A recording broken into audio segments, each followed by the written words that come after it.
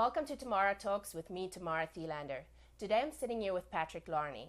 Patryk is a seasoned singer-songwriter and industry entrepreneur recognized for his many accomplishments in artist development. He's also the founder of several music community-based events and organizations such as We the Songwriter, Buffstock Music Festival, and Hope Tree Entertainment. Welcome, Patryk. Hi. So let's look at who Patryk is.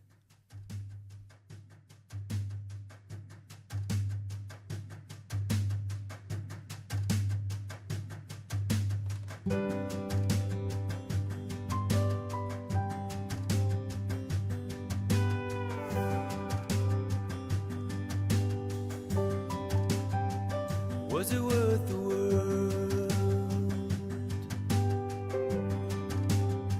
Was it worth the steam? And have you been punching pillows? Was it all that you dreamed? Was it worth the world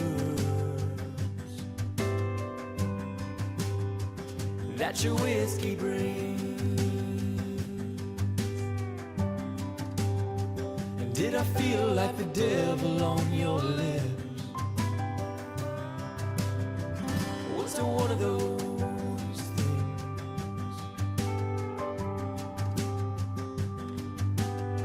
I bet you never thought that I was not so different than you. I bet you never thought that, hey, I got secrets too. I bet you made up in your pretty little mind that I've been waiting and hanging on your words. Get yourself together,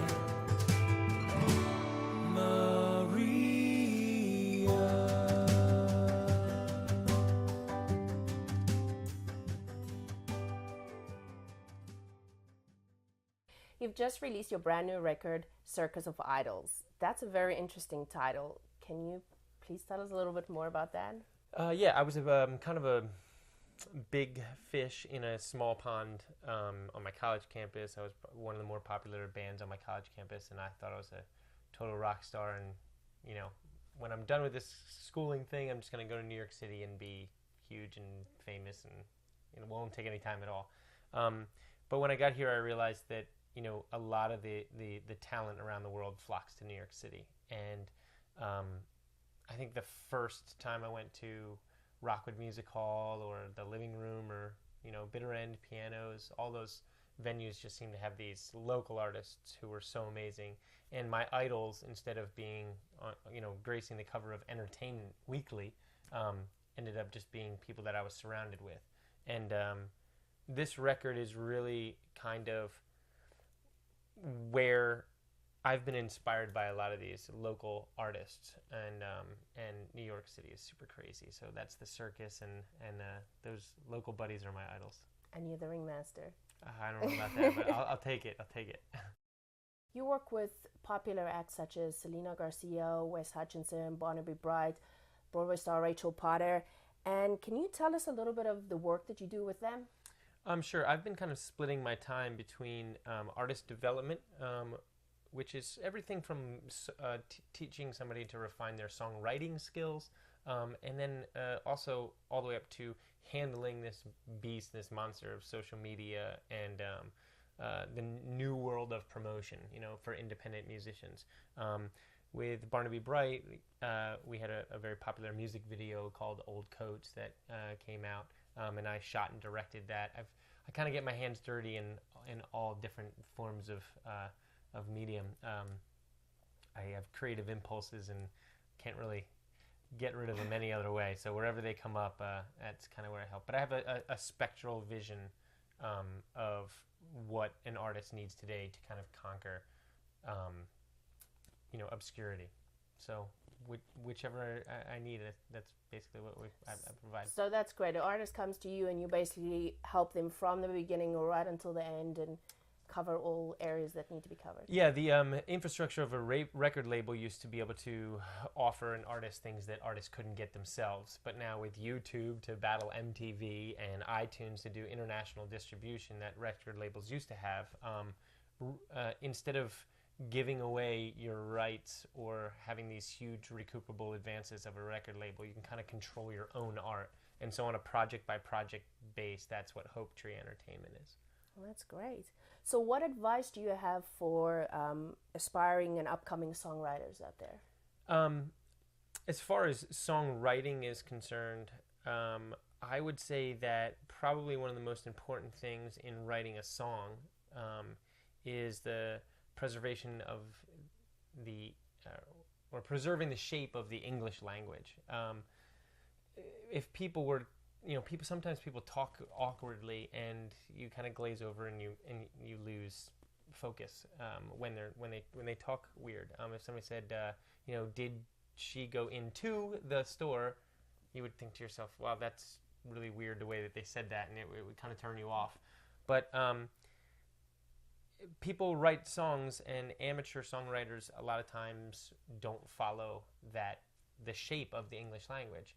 And so with melody, it's really important for a young songwriter to understand that where they're putting the peaks and values and emphases in their song should really land in the same place at the peak or preserve the shape of the English language. And the way that I do that actually is if I have a line that I'm trying to write, then I actually put it into Jim Carrey's voice in my head and just like over exaggerate where the emphasis of those things would be. So if the line that I'm trying to write is I really love you or something like that, Jim Carrey would say, I really love you, right? So then obviously, I and you are really kind of not that important in the sentence, but really and love, that's where the emphasis is. And so in following that melody-wise, it will come off where you could probably identify with it a little bit easier.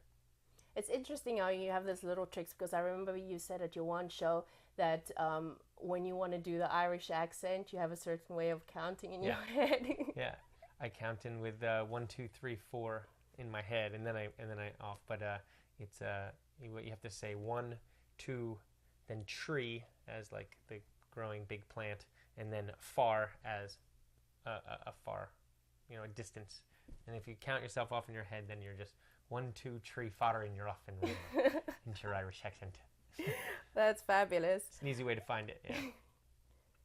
Okay, so you're one of the founders and hosts of Buffstock Music Festival. Mm-hmm. Now, is it what I think it is, a nude music festival?